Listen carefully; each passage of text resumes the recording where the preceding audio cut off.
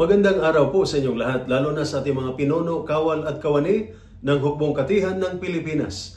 Ako po si Father Deo ng Post-Catholic Chaplain ng Headquarters and Headquarters Support Group of the Philippine Army.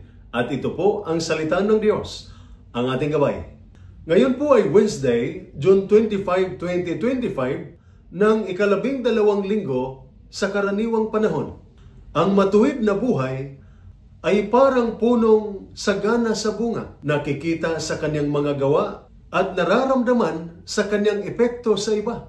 Sa ating ebanghelyo sa araw na ito, ipinaalala sa atin na Jesus na ang tao ay nakikilala sa bunga ng kanyang pamumuhay.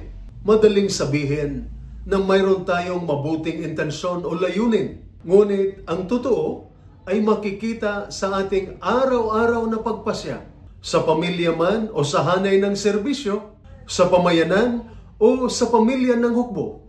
Bilang sundalo, ama, ina, kaibigan o tropa, ang ating tungkulin ay gamitin ang bawat pagkakataon upang gumawa ng tama at makabuluhan, upang ang buhay natin ay maging pagpapala sa iba.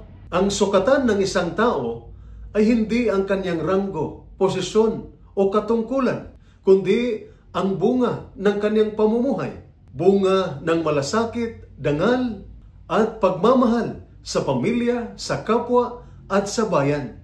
Ito po ang salita ng Diyos, ang ating gabay. Manalangin tayo.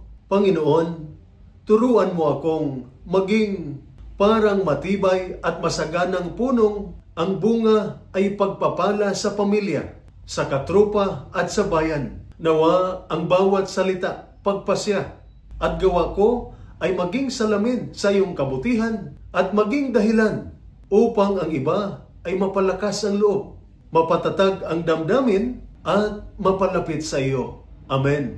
At sumainyo at sa inyong pamilya ang pagpapala ng makapangyarihang Diyos, Ama, Anak at Espiritu Santo. Amen.